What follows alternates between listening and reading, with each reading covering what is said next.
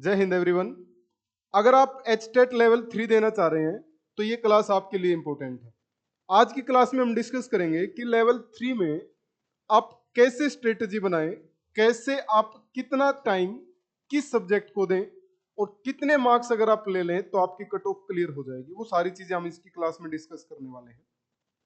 Strategy जो मैं बताऊंगा आपको वो बताऊंगा मैथमेटिक्स की, लेकिन जनरल पेपर जो 90 मार्क्स का होता है वो हम सबके लिए डिस्कस करने वाले हैं। तो सबसे पहले हम चलते हैं अपने जनरल पेपर की तरफ। आपको पता है आपका जो जनरल पेपर आएगा, जनरल पेपर जो रहेगा आपका भाई वो रहेगा 90 मार्क्स के लिए। आप जानते हैं इस बात को, बड़ी भांति जानते हैं आप। अगर 90 मार्क्स में बात करें तो सबसे पहले आपकी सीडीपी आएगी। सीडीपी आपकी 30 मार्क्स की आपके पेपर में आती है। फिर आपकी हिंदी आएगी। हिंदी की अगर बात करें तो ये आपकी 15 नंबर की आएगी। ऐसे ही इंग्लिश भी आपकी आएगी 15 नंबर। और फिर आपका जनरल मैथ आएगा, वो जो सभी के पेपर में आना, 10 नंबर का जनरल मैथ आएगा 10th लेवल तक का। अगर हम उसकी बात करें तो वो आएगा 10 नंबर का। और ऐसे ही अगर हम बात करें रीजनिंग की तो वो भी आपकी कितने मार्क्स की आएगी, 10 नंबर की आएगी। और यहीं पर इसमें एक हरियाणा जीके आपकी आएगी 10 नंबर की। अगर आप इसको काउंट करते हैं तो टोटल हो गए आपके 90 मार्क्स। पहला पेपर ये सब में होना है, सब में कॉमन है, यही सिलेबस रहेगा। लेवल 1, लेवल 2, लेवल 3, लेवल के हिसाब से क्वेश्चनों का लेवल भी चेंज होता रहेगा। ये हम पहले भी डिस्कस कर चुके हैं। अब बात आती है कि कितने मार्क्स लें। और अगर एवरेज बच्चा, आप इस चीज को बड़ी आराम से भी पढ़ते हैं तब भी आप इसमें मिनिमम 50 टू 60 मार्क्स ले सकते हैं, आसानी से ले सकते हैं। मेन जो फाइट होती है वो होती है आपके सब्जेक्ट में। अगर आप अपने सब्जेक्ट में 40 टू 45 या 40 टू 50 मार्क्स ले लेते हैं, कट ऑफ इजीली क्लियर हो जाएगी, अच्छे मार्क्स से क्लियर हो जाएगी। जैसे अगर हम इसकी बात करें, मिनिमम और मैक्सिमम मार्क्स की बात करें, कि एक एवरेज बच्चा जो सीडीपी को डेली पढ़ लेता है, क्वेश्चन लगा लेता है, प्रीवियस ईयर क्वेश्चन लगा लेता है, या आप यूट्यूब की क्लासेस ले लेते हैं सुनील सर से, तो आप आसानी से यहां कम से कम 18 और ज्यादा से ज्यादा 22 क्वेश्चन आसानी से ठीक कर लेंगे, आराम से ठीक कर लेंगे। यानी 18 से 22 क्वेश्चन आप ठीक कर सकते हैं, आपके नंबर आ जाते हैं। अगर आपने पहले स्टेट दिया होगा, मैंने दिया है, मेरा क्वालिफाई है, चाहेंगे तो मैं मार्कशीट दिखा दूंगा आपको, सारे टेस्ट क्लियर किए हैं। तो एक स्ट्रेटेजी से अगर आप जाएंगे तो अच्छा रहेगा। आप ये मत सोचो कि मुझे सीडीपी में 30 के 30 नंबर लेने ना, आप सोचो मुझे 18 से 20 या 18 से 22 नंबर अगर मेरे आ जाएं तो बहुत है। ऐसे ही अगर हम हिंदी की बात करें, हिंदी में पैसेज आता है, हालांकि लेवल 3 में हिंदी मुश्किल आती है भाई, लेकिन फिर भी कम से कम की भी अगर हम बात करें तो हम यहाँ 8 से 10 क्वेश्चन आसानी से ठीक कर सकते हैं, 8 से 10 नंबर ले सकते हैं। अच्छा बच्चा 10 से 12 भी ले लेता है, बट हम मिनिमम मिनिमम मान के चलते हैं कि अगर आप 8 नंबर भी हिंदी में ले लें तब भी काम चल जाएगा 15 में से। फिर इंग्लिश, सर देखो हिंदी और इंग्लिश को हम इक्वली मान के चलते हैं, दोनों लैंग्वेज हैं। आप हिंदी में 8 से 10 ले सकते हैं तो आप इंग्लिश में भी 8 से 10 आसानी से ले लेंगे, ज्यादा मुश्किल नहीं है। पैसेज है यहाँ भी और टाइम बहुत है, टाइम कम नहीं है आपके पेपर में। आपको अच्छे से क्वेश्चनों को पढ़ना है, उनको रिस्पॉन्ड करना है, time with in time limit paper solve हो जाता है पूरे का पूरा, इतना लेंथी पेपर नहीं होता है। फिर बात करते हैं मैथ्स की। 10 नंबर का जनरल मैथ आएगा, बेसिक कैलकुलेशन, सिंप्लीफिकेशन।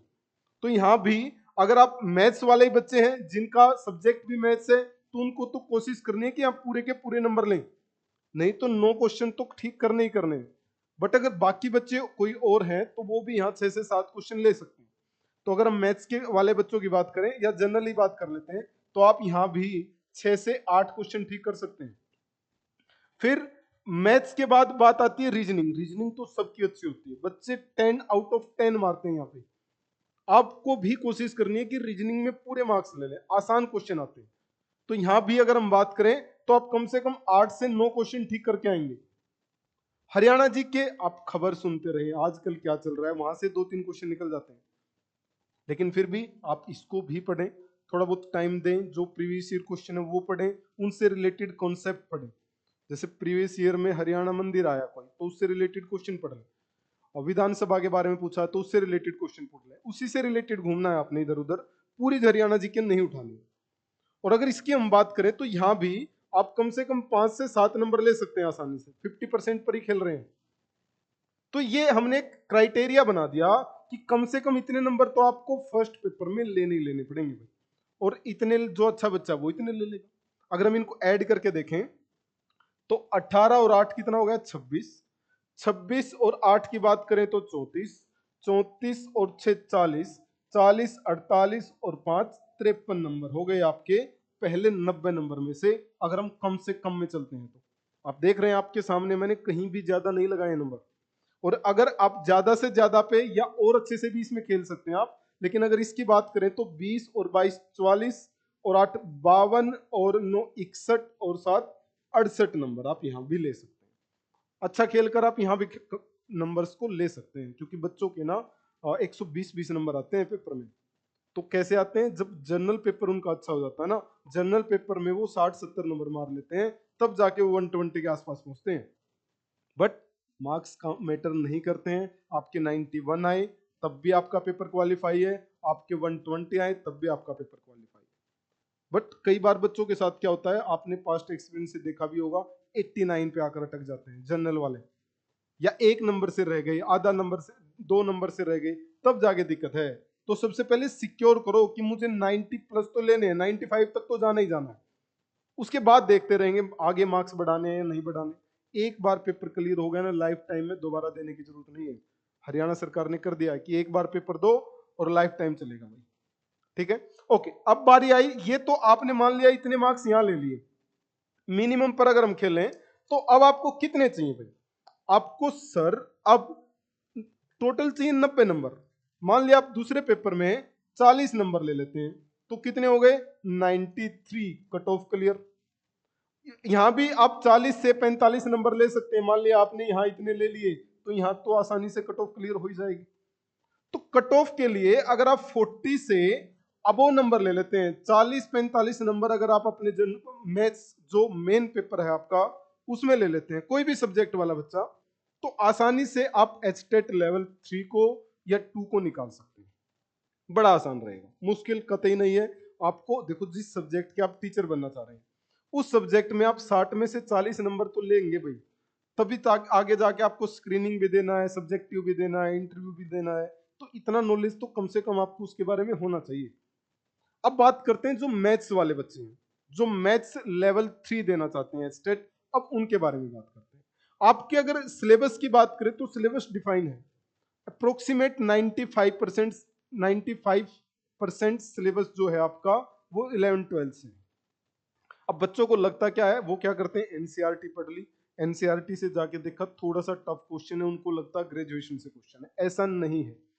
अगर आप तैयारी पहले कर चुके हैं या आपको बेसिक एनसीईआरटी के कंसेप्ट आते हैं, आपको पता है क्या होता है डिफरेंशिएशन, क्या होता है इंटीग्रेशन, कैसे लिमिट लगाते हैं, ट्रिग्नोमेट्री के फॉर्मूले आपको आते हैं, तो आपको जो बुक लगानी है, जो बुक लेनी है वो लेनी है जो जेई लेवल की बुक है, एनसीईआरटी से नहीं चलाना। जेई लेवल की बुक उठाएं, वहां से क्वेश्चनों को लगाएं, आपको एग्जैक्ट क्वेश्चन दिखेंगे पेपर में।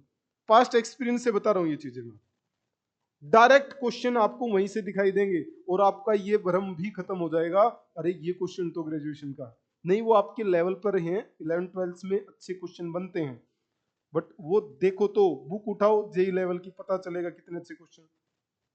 अब बात आती है कि सर शुरू कहां से करें। बच्चों के बार बार फोन आ रहे हैं, जिन्होंने कोर्स ले रखा वो पूछते भी हैं कि सर कहां से स्टार्ट करें, वैसे भी कमेंट आते रहते हैं यूट्यूब पर भी कि कौन से टॉपिक से स्टार्ट करें।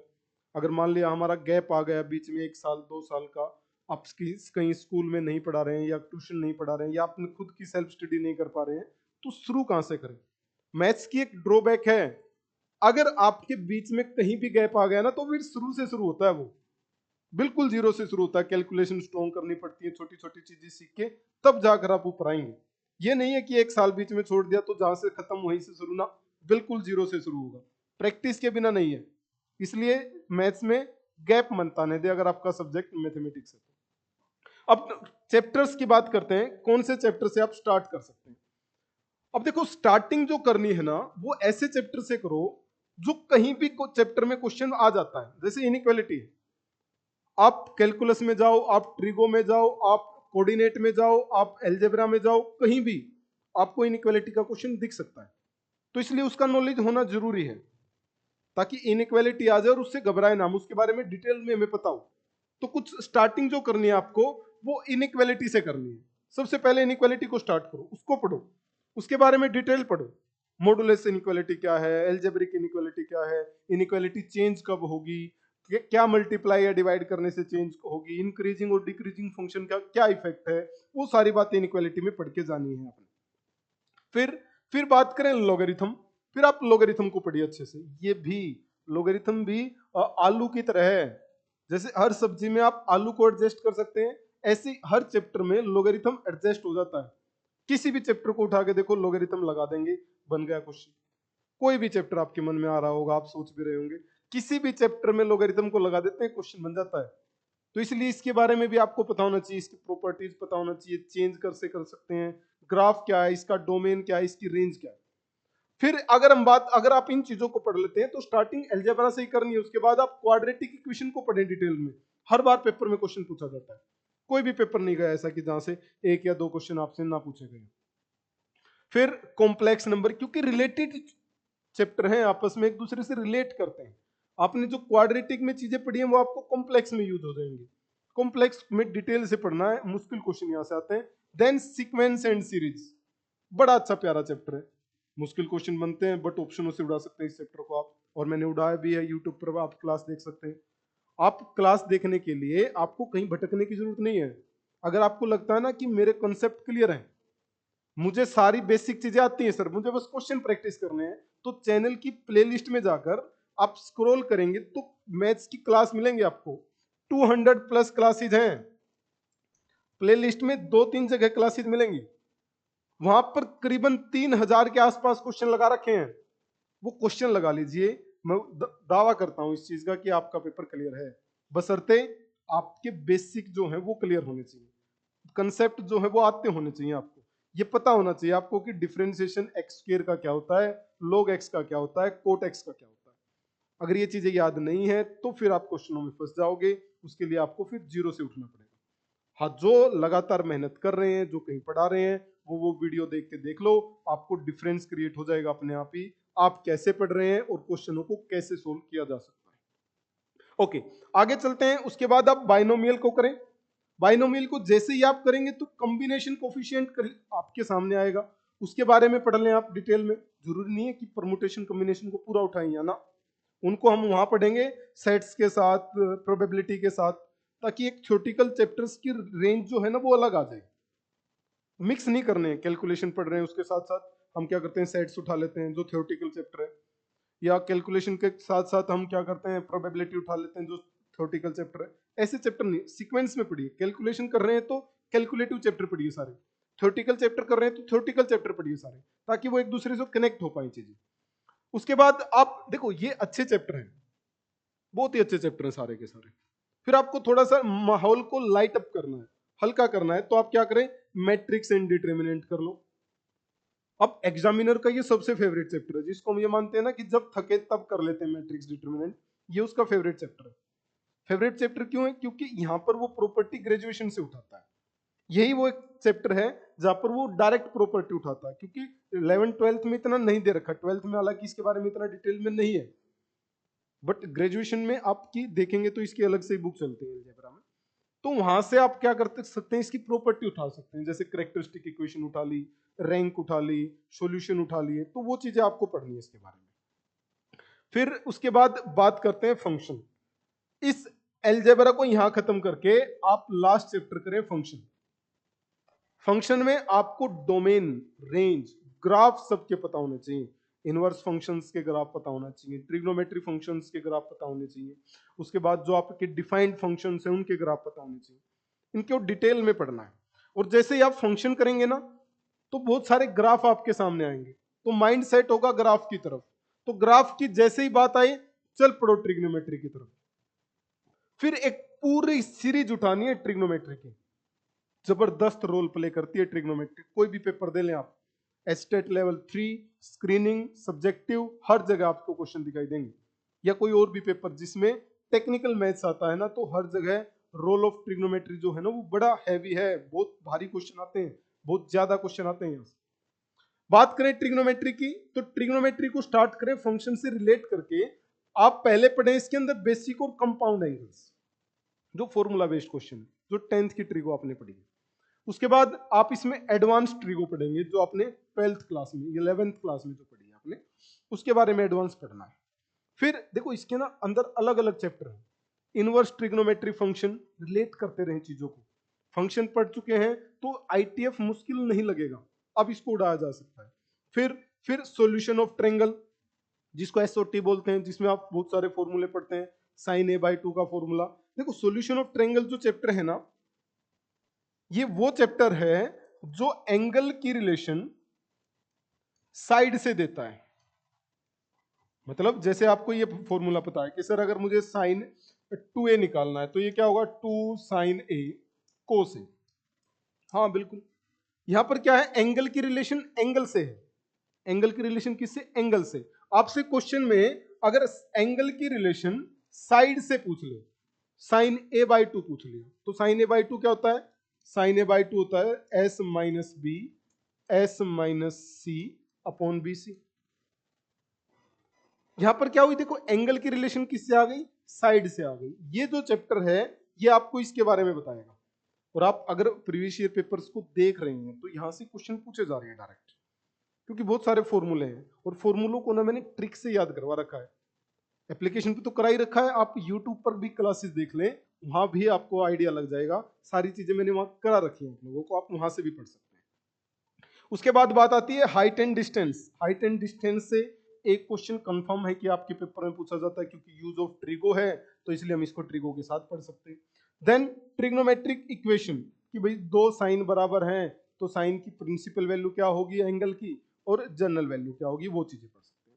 ये 2 स्लाइड आपको कंटिन्यूटी में पढ़नी है, एक के बाद एक ये चैप्टर करने ही करने हैं। स्टार्टिंग इनसे करनी है। किसी को लगे नहीं मैं 3D से स्टार्ट करूंगा, मेरा कोऑर्डिनेट मजबूत है ना, क्योंकि ये चैप्टर वहां यूज होंगे, फिर आप फंसोगे। जैसे कोऑर्डिनेट से स्टार्ट किया, पैरामेट्रिक इक्वेशन आ गई, sine theta cos theta, projection का यूज हो गया, साइन थीटा कोस थीटा, डरोगे फंसोगे। तो इसलिए बेसिक से चलें चीजों को क्लियर करते हुए। इसके बाद आपके पास 3 ऑप्शन खुल जाते हैं। इसके बाद आप अपने सेल्फ इंटरेस्ट के हिसाब से पढ़ सकते हैं। किसी को लगे कि सर ट्रिग्नोमेट्री इतनी टफ थी, उसने तो बिल्कुल मतलब रुला दिया, आंसू निकाल दिए सर मेरे, अब कुछ मुझे हल्की चीजें चाहिए जिसमें मैं इंजॉय कर सकूं, तो आप यहां आ सकते हैं। आप सेट रिलेशन स्टार्ट कर सकते हैं, उसके बाद परमुटेशन, कॉम्बिनेशन, प्रोबेबिलिटी, स्टैटिक्स। किसी को लगे नहीं सर ट्रिगो कहाँ मुश्किल है, फॉर्मूले याद किए और निकलने लगे क्वेश्चन, तो फिर वो कैलकुलस स्टार्ट करें। पूरा कैलकुलस, पूरी यूनिट स्टार्ट करें कैलकुलस की, बीच बीच में से टॉपिक नहीं उठाने। अगर आपने कैलकुलस उठाया है तो 20 दिन उसको दीजिए, अभी आपके पास टाइम है, अभी आपके पास स्पेंड करने के लिए टाइम है, और अभी कीजिए इसको। जो भी टॉपिक पढ़े उसको डीप पढ़ें, उसके में एमसीक्यू लगाएं, प्रीवियस ईयर क्वेश्चन लगाएं, मेहनत करें, अभी टाइम है भाई। मान लिया आपने कैलकुलस उठा लिया तो लिमिट को करें, कॉन्टिन्यूटी, डिफरेंशिएबिलिटी सीक्वेंस में करते रहें, differentiation, integration, application of derivative, differential equation, और इसके अंदर एक चैप्टर और बच गया, application of integration, area under curve जिसको आप बोलते हैं। ये सारी चीजें सीक्वेंस में पढ़नी है। अगर आपने सेट रिलेशन शुरू कर दिया तो परमुटेशन पढ़िए, थ्योरेटिकल चैप्टर है, कॉम्बिनेशन पढ़िए, प्रोबेबिलिटी पढ़िए, उसके बाद स्टैटिक्स पढ़िए, क्योंकि इसके भी यूज होंगे उसमें, मीन यूज होगा, वेरिएंस यूज होगा, बाइनोमियल डिस्ट्रीब्यूशन यूज होगा दोनों में। और जब तक बाइनोमियल नहीं पढ़ा होगा तो बाइनोमियल डिस्ट्रीब्यूशन दिक्कत करेगा, समझ रहे हैं ना। इसलिए चीजों को ना कनेक्ट करके पढ़ना है। या फिर आप ये सीरीज शुरू कर लें, कोऑर्डिनेट स्टार्ट कर दो, कोऑर्डिनेट में स्ट्रेट लाइन पढ़े, कोनिक सेक्शन पढ़े, 3D एंड वेक्टर पढ़े। 3D एंड वेक्टर को थोड़ा डीप पढ़ें, स्फीयर तक जाएं, प्लेन पढ़ें इसके बारे में, पेयर ऑफ स्ट्रेट लाइन पढ़ें, वो सारी चीजें डिटेल में पढ़नी है यहाँ पे। ठीक है, ये वो जो सिलेबस है, अगर आप इसको अच्छे से कर लेते हैं, इन सारी चीजों को अच्छे से कर लेते हैं, तो 45 प्लस क्वेश्चन आप आसानी से निकाल लेंगे, बशर्ते आपको क्वेश्चनों की प्रैक्टिस अच्छी करनी है। क्वेश्चनों को बार बार बार बार लगाते रहिए, जितनी ज्यादा प्रैक्टिस करेंगे उतना अच्छा है। ठीक है, ये वो चीजें जो आप हमसे, जो आपको क्या करना है, सिलेबस करके जाना है, जो पेपर के लिए आपको पढ़ना है। मैंने आपको बता दिया आपको पढ़ना क्या है, पढ़ना कैसे है, कहां से पढ़ना है। आप रिजल्ट गुरु एप्लीकेशन से कोर्स लेकर पढ़ सकते हैं, कंप्लीट कोर्स मैं वहां करा ही रहा हूं जो रिकॉर्डेड और लाइव चल रहा है। दूसरा, आपकी तैयारी अच्छी है, मैं साफ सीधी सीधी बात करता हूं, अगर आपकी तैयारी अच्छी है, आपके कंसेप्ट अच्छे हैं, तो आप डायरेक्ट यूट्यूब में प्ले लिस्ट में जाइए, वहां पर बहुत सारी वीडियो करा रखी हैं बिल्कुल फ्री, बिल्कुल फ्री। आप उनमें क्वेश्चन लगाइए, बेहतरीन क्वेश्चन कर रखा, क्वेश्चन आया आप वीडियो को पॉज करो, सोल्व करो, आपका आंसर आया मेरे आंसर से मैच करो, देखो आपका तरीका क्या है, मेरा तरीका क्या है, आपको लगेगा कि हाँ ये तरीका अच्छा है, या टाइम कम के में ऑप्शन से मैं क्वेश्चन को सोल्व कर रहा हूँ। दूसरा, आपको लग रहा नहीं सर मुझे ऑनलाइन पढ़ने में दिक्कत है, मैं नहीं देख पा रहा हूँ वीडियो, तो बुक ऐसी उठाएं जो जेई लेवल की है, एनसीईआरटी के चक्कर में ना पड़े, जेई लेवल की कोई भी बुक उठा लें, वहां से क्वेश्चन लगाइए, प्रीवियस ईयर क्वेश्चन लगाइए, उनके अच्छे क्वेश्चन होते हैं, वो आपके पेपर में डायरेक्ट पूछे जाते हैं। ठीक है, तो उम्मीद करता हूँ ये चीजें आपको समझ आई होंगी, और आपकी जो तैयारी है उसमें ये काफी आपके लिए हेल्पफुल रहने वाली है। तो चीजों को ध्यान से करते रहिए, पढ़ते रहिए। आप सबको all the best. Thank you.